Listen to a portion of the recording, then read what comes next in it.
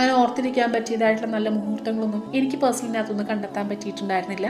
അതുപോലെ തന്നെ it ends with ആസ്റ്റിൽ Real എന്ന് പറയുന്ന ക്യാരക്ടറിന് തുടക്കം തൊട്ടേ പോർട്രേറ്റ് ചെയ്ത് വന്നിട്ടുള്ള രീതി അതായതുകൊണ്ടാവാം അദ്ദേഹത്തിൻ്റെ വശത്താണ് ഫുൾ തെറ്റെന്ന് അറിഞ്ഞാലും അദ്ദേഹത്തെ നമുക്ക് വെറുക്കാൻ പറ്റിയിട്ടുണ്ടായിരുന്നില്ല.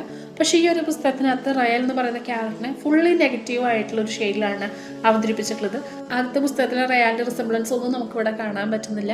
മേ ബി ചിലപ്പോൾ അത് അറ്റ്ലസിനെ പുള്ള് ചെയ്യാനുള്ള ഒരു ട്രിക്ക് ആയിരിക്കാം. അതുപോലെ തന്നെ സെയിം റൈറ്റിംഗ് പാറ്റേൺ തന്നെയാണ് ഇതിനകത്ത് യൂസ് ചെയ്തിട്ടുള്ളത്. ആ ഒരു പഴയ ജേണൽ എൻട്രീസ് ഒക്കെ തന്നെ ഇതിനകത്ത് ആവർത്തിക്കുന്നതുകൊണ്ട് തന്നെ ഒരാവർത്തന വിരസത നമുക്ക് പലയിടത്തും വായിക്കുമ്പോൾ തോന്നുന്നുണ്ട്. അപ്പോൾ ഇത്രയും നേരം പറഞ്ഞത് എൻ്റെ മാത്രം പേഴ്സണൽ ഒപ്പീനിയനാണ്. നിങ്ങൾക്ക് ഓരോരുത്തർക്കും ഓരോ രീതിയിലായിരിക്കും ഓരോ ബുക്കുകളും വർക്കാവുക. എനിക്കിഷ്ടമായില്ല എന്ന് വിചാരിച്ചിട്ട് നിങ്ങൾക്ക് ഇഷ്ടമാവാതിരിക്കാൻ യാതൊരു വിധത്തിലുള്ള ചാൻസും ഇല്ല. കാരണം നിങ്ങളുടെ ഇഷ്ടങ്ങളും ഇഷ്ടക്കേടുകളും വായനാ രീതികളും പോയിന്റ് ഓഫ് വ്യൂവും ഒക്കെ വ്യത്യസ്തമായിരിക്കും. ഇറ്റ് എൻഡ്സ് വിത്ത് ആസിന് ശേഷം ലില്ലിക്ക് എന്ത് സംഭവിച്ചു, അറ്റ്ലസിന് എന്ത് സംഭവിച്ചു, റയാലിന് എന്ത് സംഭവിച്ചു എന്നൊക്കെ അറിയണമെങ്കിൽ ഈ ഒരു പുസ്തകം വായിച്ചു നോക്കേണ്ടതുണ്ട്. ഒരു ഹാപ്പി എൻഡിംഗ് ആണ് ഈ ഒരു പുസ്തകത്തിനകത്ത് കൊടുത്തിട്ടുള്ളത്. അപ്പോൾ വായിച്ചൊക്കെ എക്സ്പീരിയൻസ് ചെയ്യാം. ഇനി വായിച്ചിട്ടുള്ളവരാണെങ്കിൽ നിങ്ങളുടെ അഭിപ്രായങ്ങൾ കമൻറ്റ് ബോക്സിൽ രേഖപ്പെടുത്താൻ മറക്കരുത് കേട്ടോ.